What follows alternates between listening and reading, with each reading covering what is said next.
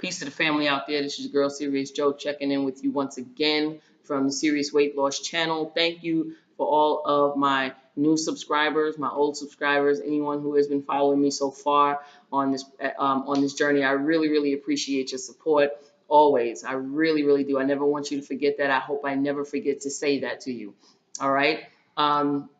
Anyhow, I got a quick informational video for you.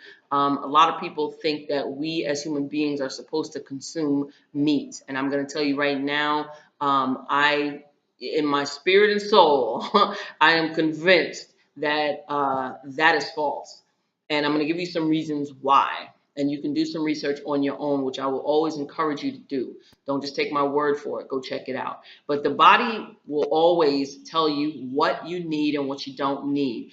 So if you have an ear to hear, listen up. Where have you heard that before? Anyway, that was for my Christian and my Hebrew Israelite friends on Facebook. So check it out.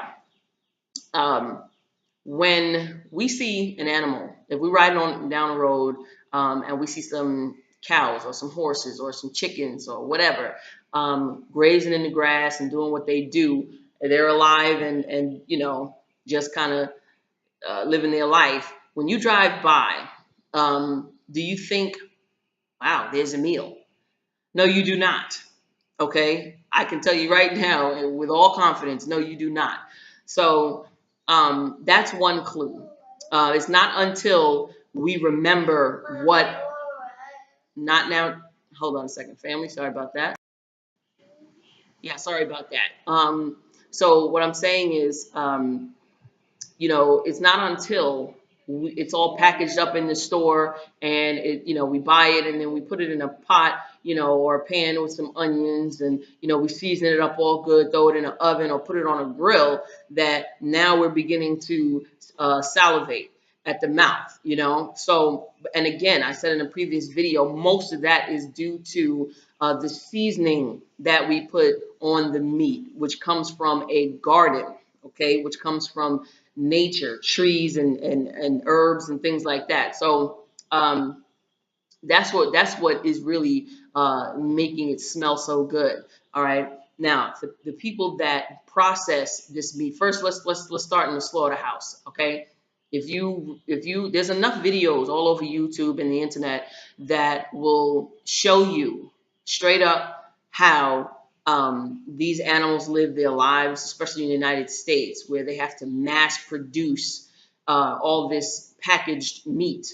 Okay, you can find videos where they're showing you front to back how these animals live, what they're fed, what they're looking like in their growth process, and how brutally they're being treated in the slaughterhouses. Yeah, even before they get to the slaughterhouse, they're being fed corn and things that are uh, induced with hormones or injected with hormones and things that make them grow faster than their own muscles can handle. So you see like a baby calf trying to stand up and it can't stand up on its own 2 feet because its body is growing too fast. All right. The other thing is a lot of times you will see them with boils on their skin because uh, they're packed together. Hundreds of them and thousands of them packed together in a very small area where there's not enough room for them to move around. And you think that simply being able to breathe means that you're okay? No. Imagine if you were packed for life, for your entire life until you're ready to be collected to be killed somewhere and served on somebody's plate. Imagine your entire life, being stuffed into a small area with other human beings or other living things. Something is going to happen. You're gonna get diseases. You're gonna go mad in your mind. And all of this stuff happens to those animals. They go mad in their minds, they get diseases, they're depressed, and animals have a defense mechanism that they use whenever they feel threatened. When they're in that fight or flight mode in their body, where their adrenaline is on high, their body releases a toxin into their bloodstream. Okay, like I said, it's a defense mechanism. So you're getting all that, especially those of you out there who eat your meat medium rare or rare, where you could literally see the blood still dripping out of the meat when you cut it open. So understand you are what you eat. That is a truism. Okay. So then you have situations where uh, bulls are getting their genitals cut off um, with no anesthesia, and they will show it. I've seen it myself, where they put him in this small cage and where he can't move, and they get these big choppers and they literally scissor off this poor animal's genitals. And you could hear just the agony that this poor animal is in. It's just not fair what animals have to go through because we feel like we gotta eat meat in order to survive. And I don't mean to sound like a tree hugger, but I'm telling you, when you see videos like that, and I think it's on a film called Food Inc. on Netflix. It's always on there, so I think you could check. It probably is on YouTube now. So, but just check it out, or just put in the search engine in YouTube or somewhere how animals are treated in slaughterhouses or whatever. Okay, and you'll see the many different atrocities they go through. These poor animals. I swear, it's so wrong. I remember the first time I saw it, I stopped eating meat for months. And you go to a barbecue or something, and then you're right back into your bad habits. But I'm really just and believe me, I'm not passing judgment on anybody, but I at least want you to know what's going on, and so that you could really make an informed decision about whether or not you truly want to continue to include meat in your diet. Okay. So the way, once again, the way these animals are treated, it's just not right. And I personally I don't like the idea of being a part of their very painful life and death. Okay.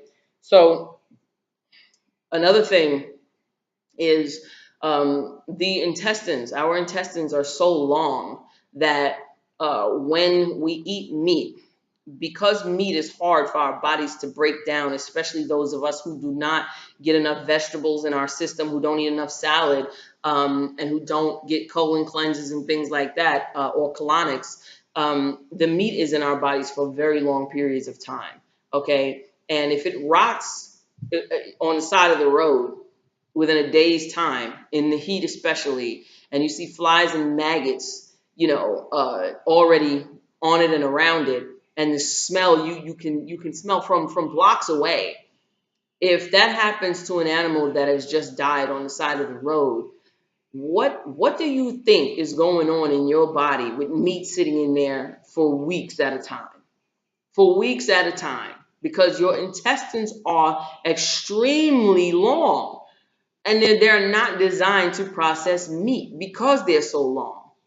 Animals and beings with short intestines, those are the ones, and they have a higher level of acid in their stomachs, in their digestive system, that can break down the food, the meat, much more efficiently than our bodies do. We're made differently. We are made to consume fruits and vegetables, nuts and seeds, and certain grains. Okay, so meat is not supposed to be in our diet. All right, it's rotting in our bodies. That's why our gas smells when we pass it. And please, I don't even want to tell you how many folks I done knocked out, and how many times I got knocked out by other people, because our gas, it's horrible, because we consume a lot of meat that our body is not breaking down fast enough and ridding itself of. And hold on a minute. Okay, thank you. Sorry, gotta wipe the baby's nose. So yeah, so that's what I'm saying. Uh, we need to really start paying attention to those kinds of things because there's a reason for it. Here, go put it in the garbage. Okay. You understand what I'm saying? So that kind of smell in our body definitely means that there's probably some worms and some parasites and all kind of little beings in there that are just so happy with our diet, but we are dying at the same time. Okay, we're developing tumors and uh, all kind of nonsense. Also, I want to mention really quickly too that there is a misconception that sugar alone is the reason for diabetes or the biggest reason for diabetes. It is not. It is meat. It is meat consumption. Watch a video called What the Health. Yeah, there's a documentary called What the Health. Okay, What the Health. Also on Netflix. Hopefully it's still there, or you can try to find it on YouTube. But it's it's going to shock you. The information that is being put out by professional doctors about how meat is linked to diabetes. Okay, so try to catch that video when you can. All right, it'll do you some good. Um, Now, on the flip side of all that, I don't know about you, but me personally, when I walk past a table with fruits all over it, in the farmers market, the bright colors, or even in the supermarket, the bright colors and just the way it looks alone is enough to really, really activate my starting the digestion process because I start to salivate at the mouth and I'm thinking food. I'm thinking food. So, and I know some of my family members, I've been in the car with y'all when we would pass by the guy selling watermelon out of the truck. It's like you pass me like, ooh, there's so and so selling watermelons. We should get one or two of them. Another thing I want to say is that when you go to the supermarket and you purchase meats, or you're looking for a package of meat that you want to buy, especially those red meats, the ground beef and the all those types of meats. Well, the red color is not that's not how it looks before the packaging process is complete. Okay, they're injecting the meat with something that makes it red like that to make you feel like you're looking at blood, which is an indication, at least in your mind, that the food is fresh, that the meat is fresh meat. But what you don't know is that how it looks without being touched um, is more of a gray color. It's more of a grayish, brownish color, and you wouldn't want to eat it if you saw it in a package like that. You'd probably think that the meat is rotting.